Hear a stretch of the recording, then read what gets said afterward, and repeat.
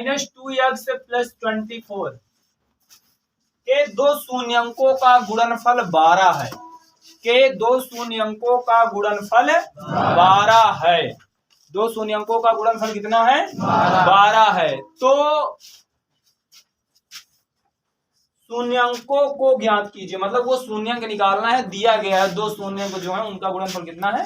12। देखिए त्रिघातीय समीकरण है बेटा, त्रिघातीय समीकरण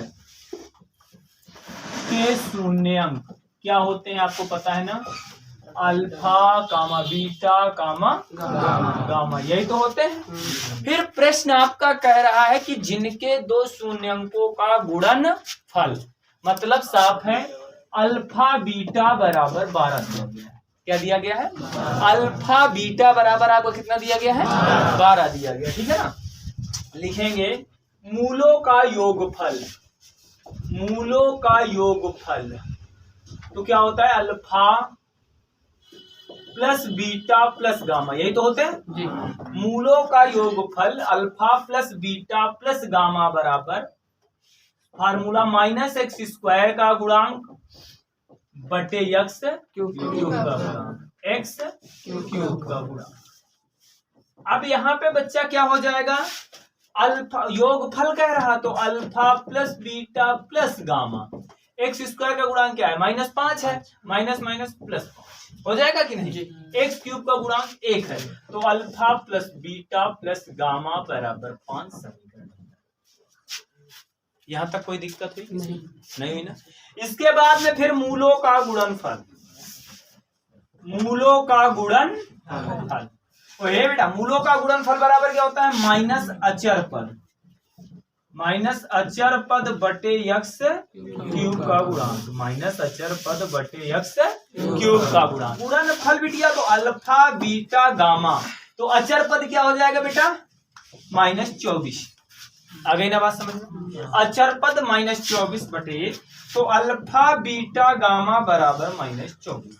और अल्फा बीटा बराबर कितना दिया है? 12, तो 12 गामा बराबर -24, तो 12 दूनी 24, गामा बराबर -2। गामा बराबर कितना है? -2। इसको मान लिया समीकरण।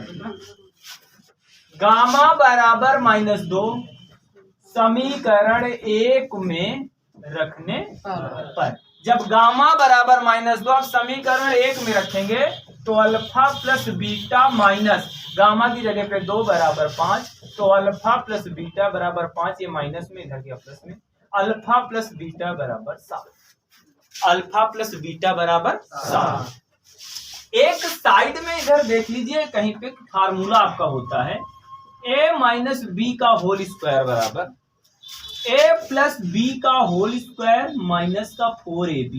क्या होता है? a प्लस ए, मतलब इतना जो है इतने के बराबर होता है, ठीक है ना, नोट रखना। a माइनस बी का बता दूं कैसे होता है? a² plus b² minus 2ab। a minus B का होल स्क्वायर का फार्मूला ये होता ही नहीं होता।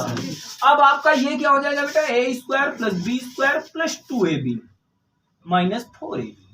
ये इतना वैसे ही लिखा रहने दो, a² प्लस b², अब 4ab से 2ab जाएगा माइनस का 2ab। देखो दोनों पक्ष बराबर है।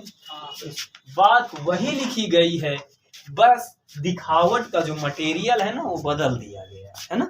बात वही है, इतना ही गणित का मास्टर कुछ भी कर सकता है, तो गणित के बच्चे बहुत कुछ कर सकते हैं। आ गई ना बात समझ में? तो इसके बाद में क्या हो जाएगा? इसी से हम एक फार्मूले का निर्माण करते हैं, किसका? अल्फा माइनस बीटा का होल स्क्वायर, तो अल्फा प्लस बीटा का होल स्क्वायर माइनस 4 अल्फा। आ गई ना बात समझ में? यहाँ तक आ गया।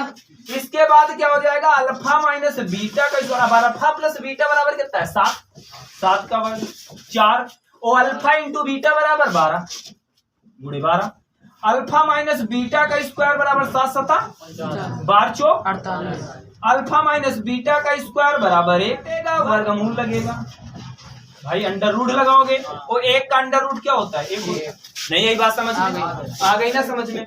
इसके बाद इसको मान लिया समीकरण 2, ये रहा आपका, और ये रहा समीकरण 3। क्या रहा? समीकरण 3।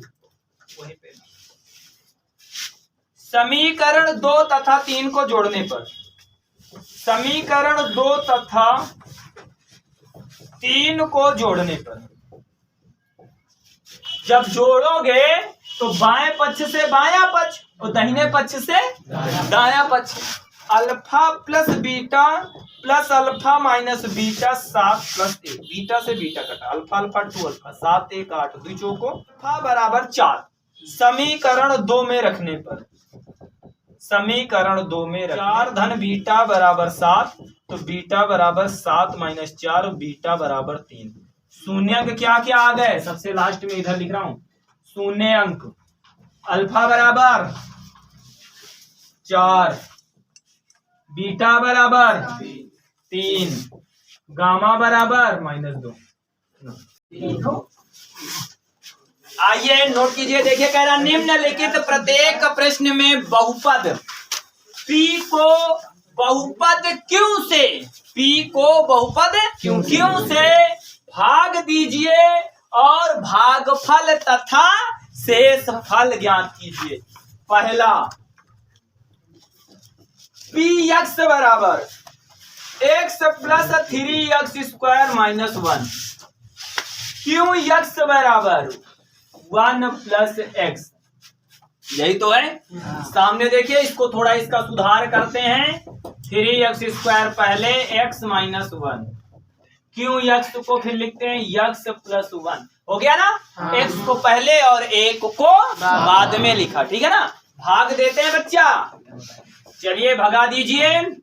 3x² x माइनस 1, यहाँ पे x है, भाग देना है, कक्षा 9 में है, ध्यान से समझना, सबको आना चाहिए, एक सवाल पेपर में आता है। यहाँ x है, यहाँ 3x² है, यहाँ x है, यहाँ 3x² है।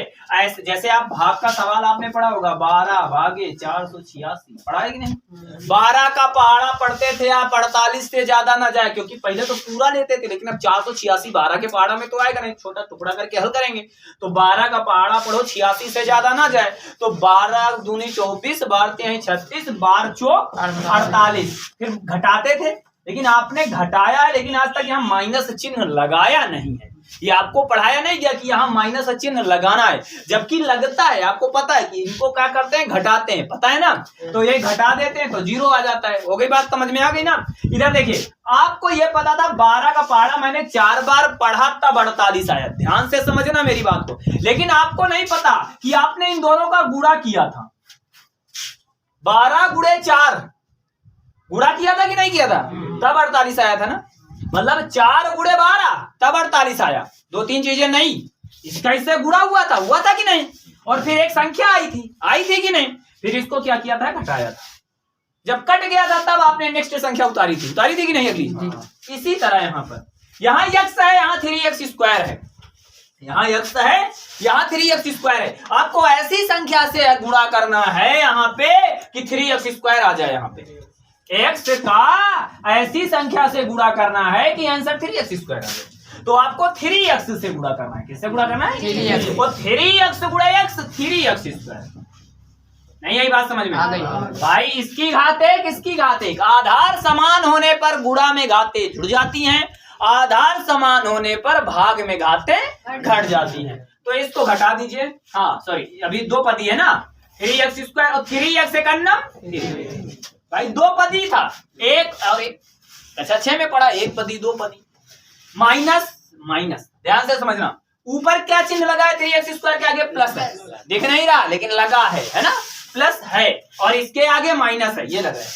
इससे ये भाग x प्लस में है और 3x का है माइनस में, क्योंकि इस प्लस का काम खत्म, ये प्लस का काम खत्म, इसके स्थान पे इस माइनस ने ले लिया, इसकी जगह पे क्या चला गया, सरक के माइनस। अब x प्लस में है, 3x माइनस में है, और प्लस माइनस क्या होता है, माइनस होता है। प्लस माइनस क्या होता है, माइनस। तो माइनस कर दीजिए, 3x से x जाएगा, क्या बचेगा, 2x बचेगा ना। हम फिर मैंने बताया था, जो बड़े अंक के आगे चिन्ह, 3x के आगे क्या है, माइनस, तो माइनस का 2x क्या आ जाएगा, माइनस का 2x। आ रही ना बात हमारी समझ में। इसके बाद में माइनस का 1 उतार लो, क्या उतारोगे, माइनस का 1। यहाँ पे बच्चा x है, यहाँ पे -2x है, यहाँ पे x है, यहाँ पे माइनस का 2x है। ऐसी संख्या से गुणा करो इसमें कि माइनस का 2x हो जाए। माइनस के 2 से, कितने से, तो माइनस का 2 गुणे x, माइनस का 2x, माइनस प्लस माइनस तो 2 एकन्नम 2 एकन्नम minus minus minus minus cut गया है ना। अब माइनस 1 और प्लस का 2, माइनस प्लस क्या होता है, माइनस होता है, मैंने बताया था माइनस और प्लस क्या होता है, माइनस होता है, घटाया जाता है। तो 2 से 1 जाएगा, कितना बचेगा 1। बड़े अंक के आगे जो चिन्ह हो, बड़े अंक के आगे क्या है प्लस, तो प्लस पहले से ही लगा है, परमानेंट लगा है। तो भागफल कितना आ गया 3x माइनस 2, शेष फल कितना आ गया 1। आ रही ना बात समझ में, यही क्या है।